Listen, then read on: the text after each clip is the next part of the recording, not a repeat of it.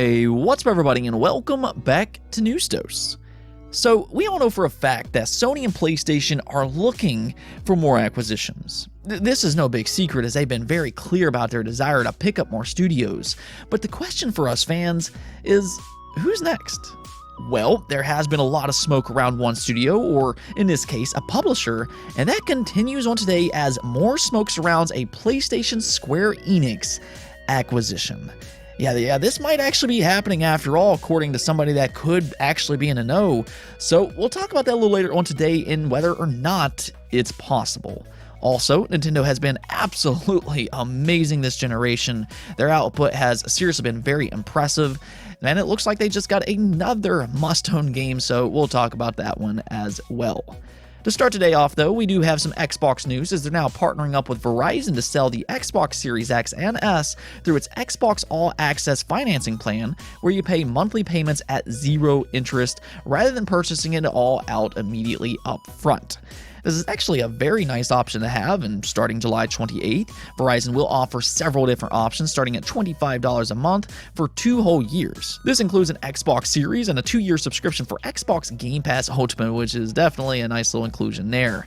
As an added bonus, Verizon also has some attractive discounts for Xbox accessories, including 50% off the Xbox Elite 2 controller if you purchase Xbox All Access. So yeah, starting July 28th, Verizon will legitimately be a good option to purchase the Xbox Series. And really, I will say, I do think that it's genius what Xbox is doing this generation with their financing plans. The fact that it has a zero interest rate is such an attractive option, and it's also a really good way for them to tie in and introduce new fans to Xbox Game Pass. I think so far we haven't really seen the best of their financing plan because this generation these consoles are selling out regardless, but I think in the long run, Xbox All Access is going to really show its appeal. And now as people go in to check out phones from Verizon or their 5G services, Verizon can just kind of be like, oh, hey, here, you can also pick up an Xbox Series for just $25 a month. Yeah, I would say that that's pretty enticing. Now, one thing that we've really seen this generation is this shift in strategy for PlayStation. They are doing a few different things, such as a greater focus on live service games. We'll kind of see how all that works out. But they're also releasing more of their games on PC. The thing is, though, is that so far, they've really primarily stuck with only porting their PlayStation 4 games or, at most, cross-generation titles. However, that might end up changing here sometime soon, as a Returnal PC port announcement might actually be imminent. Now, this game did appear on the NVIDIA GeForce leak last year, which has been very accurate to say the least. But what's happening right now is that Returnal has been spotted on the Steam database. This was actually first spotted back in May, but interestingly enough, it just got updated revealing Steam Deck support, which is always a nice thing to see. But what this makes me think is that Sony's preparing to officially announce its PC port. And this actually is a pretty big moment for Sony and PlayStation because this will be the first PlayStation 5 first-party exclusive to come to PC if it does indeed actually happen. Again, they've primarily stuck with PlayStation 4 games up to this point, so this would further show their commitment to PC, which is pretty evident by this point, especially with that Nixxes acquisition. But Returnal coming to PC will open the door for really any PlayStation game coming over to PC. Returnal is one of those games that took advantage of the NVMe solid-state drive, and if it can make that transition, we could start to see some other PlayStation 5 exclusives like Ratchet & Clank Rift Apart, as an example. That could also possibly make its way over to PC. Either way, though, Returnal is definitely a good game and a very welcome addition to PC gamers. If you did miss out on this one before, and if it is true and it comes over to PC, definitely put that one on your wish list because it's a pretty good roguelike third-person shooter. Speaking of PlayStation, though, is it really possible that they're acquiring Square Enix? This is something that's been floated around for a little while now. There does seem to be some smoke here, and if you think about it, in some ways, it does actually make some sense. In other ways, it doesn't, and then all at the same time, this could potentially be very scary. We'll kind of talk about all those reasons as to why here in just a moment, but first, let's kind of take a look as to why these rumors are popping up once again. And that's because the Eidos Montreal founder, in an interview with GameIndustry.biz, was talking about how Eidos Montreal was sold off earlier this year. Square Enix did sell off both Crystal Dynamics and Eidos Montreal, along with all of their IP, including Tomb Raider and Deus Ex, at a surprisingly low cost of $300 million. It was mind-blowing at the time, and there were a lot of questions as to exactly why they did this. Well, check out what the former Eidos Montreal founder had to say about this in that GameIndustry.biz interview. If I read between the lines, Square Enix Japan was not as committed as we hoped initially, and there are rumors, obviously, that with all these activities of mergers and acquisitions, that Sony would really like to have Square Enix within their wheelhouse. I heard rumors that Sony said they're really interested in Square Enix Tokyo, but not the rest. So I think Square Enix CEO Yosuke Matsuda-san put it like a garage sale. So there it is, and this does kind of line up with a lot of the speculation that was already going around, that more or less Square Enix was trimming the fat, if you will, to make for a better acquisition target, which that does make some sense. While Crystal Dynamics and Eidos Montreal does have some very popular IP, it has since been revealed that the cost of these studios were very high to maintain in comparison to some of Square Enix's other studios. So for that reason, it could theoretically hold acquisition discussion for parties interested in Square Enix. Maybe somebody like Sony wouldn't necessarily be willing to foot the bill for some of these high-cost studios, and maybe they're just more interested in Square Enix's rich Japanese catalog.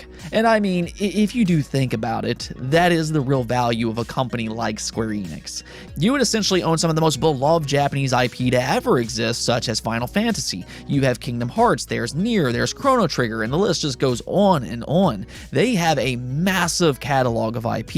And if Sony was really serious about taking some of their share back in Japan specifically, a Square Enix acquisition could do that in pretty much just one fell swoop. And I think that there's the part that's kind of scary here. It's always rather interesting to me hearing some fans out there claim that Square Enix and PlayStation are perfect together because their long-lasting relationship, and on one side I would say that that's partially true, especially when it comes to the Final Fantasy franchise, but this would majorly impact Nintendo as they also do have a strong relationship. I don't really know why this isn't talked about more, but Nintendo and Square Enix are also very close with a lot of exclusives of their own.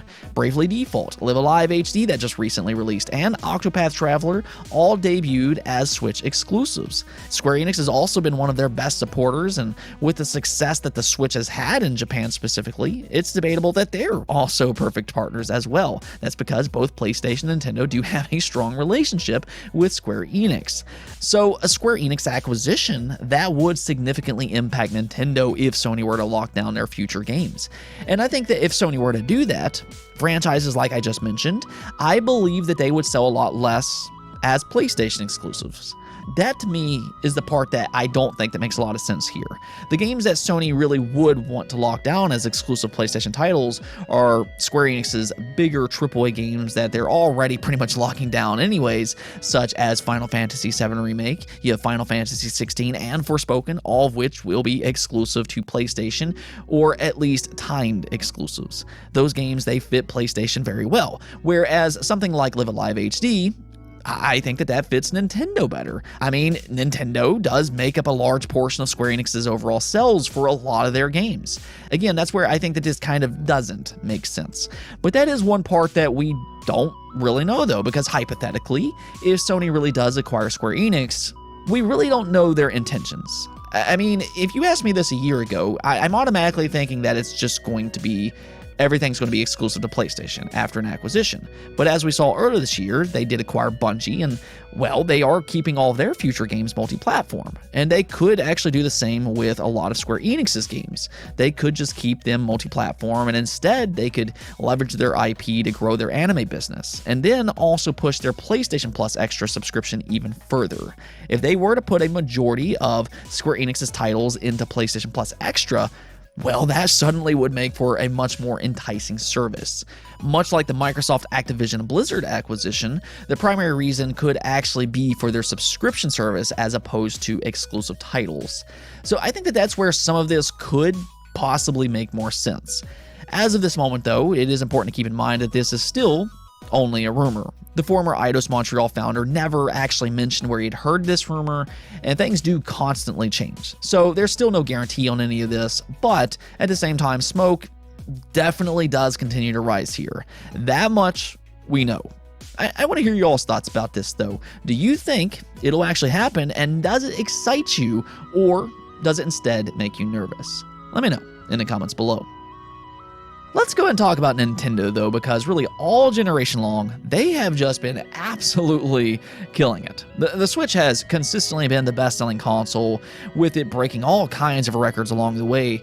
And I'd really say that this is for two different reasons. One is the design of the console itself. The hybrid design is genius and it fits Nintendo's games perfectly. But also, they have consistently put out great games. Games are always going to be the most important thing for a console, and the output from Nintendo this generation has just been nothing short of spectacular. Whether that be with their big franchises like Zelda and Mario, or some of their high quality but less recognized IPs such as Metroid Dread and then Xenoblade. They have put out some great games this generation.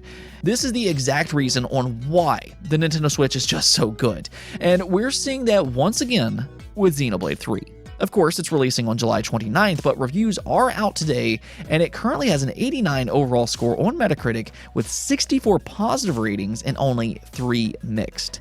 Pretty much every review that I've seen has been just gushing over how good this game is, whether that be with its improved combat or its more serious and emotionally driven story. Now, I've said on this channel a few different times that I was very happy with what I saw in regards to its combat. It does look a lot better with the addition of allowing you to change the job of each individual character, but up to this point, I was just kind of waiting to see how the story would come along. This is obviously an important component with any type of JRPG, and it now looks like they hit a home run here. I've heard multiple outlets claim that it might be the best in the franchise, and that's really saying something when you consider just how good the first two games were. In fact, you can just take a look at the reviews of the first two games to kind of see that. Xenoblade Definitive Edition, that has an 89 overall score on Metacritic, and then you have Xenoblade 2, and that has an 83. So those two games, which are both available on the Switch by the way, were very well received critically. And even still, reviewers are still saying that the third game might actually be the best. So, I mean, if you're a fan of this franchise, hearing something like that has got to have you pumped to play this game yourself later this week when it releases on July 29th. Now, one last thing that I want to talk about just real quick is a new Black Panther game. So the often leaky Jeff Grubb is now claiming that a new Black Panther game is indeed in development, and that is coming from a newly formed studio over at EA. The studio head is apparently the former Monolith Productions vice president, which is interesting because Jeff Grubb is being very specific here with this leak. The fact that he's talking about a very specific newly formed studio that we've never even heard of leads me to believe that there could actually be some truth to this. Now, it's still just a rumor for the time being, but he did go on to say that it will be a single-player open-world game and that it's still early in development. So don't necessarily go out and expect a full-blown announcement or reveal anytime soon, but I mean, if you're a fan of Black Panther, just knowing that it might actually exist is certainly very exciting. This is something, though, that we are starting to see a lot more of, and that's these Disney license games. They are shopping out a lot of their franchises, whether that be Spider-Man, X-Men is coming sometime here soon, you have Avatar, Indiana Jones, or even Star Wars. Disney, as of this moment, they are going all out in gaming right now, and I wouldn't be shocked if we start to get announcements for a lot of these other Marvel heroes.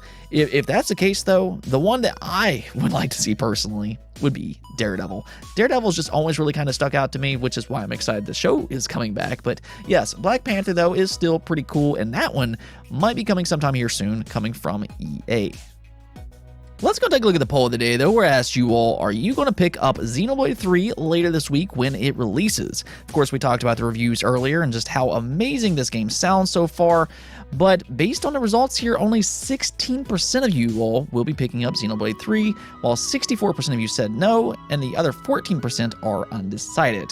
Now, I am kind of interested to know for those that are undecided, if maybe you have decided now that we have seen reviews. Let me know in the comments below if you figured that out.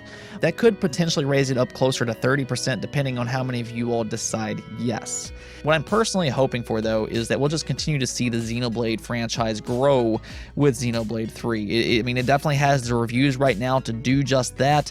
And actually, as Sailor Mercury pointed out in the comments, Xenoblade 3 supposedly will run better on the Switch Lite, as an example. That's something that I didn't mention earlier, but we are hearing that Xenoblade 3 will run on handheld better than what Xenoblade 2 did. Xenoblade 2 was kind of infamous for not looking that great in handheld mode, but it sounds like Xenoblade 3 is much better in that regards, which that's going to be really exciting for fans that do like to play in handheld mode, myself included. I play all of my Switch games in handheld mode.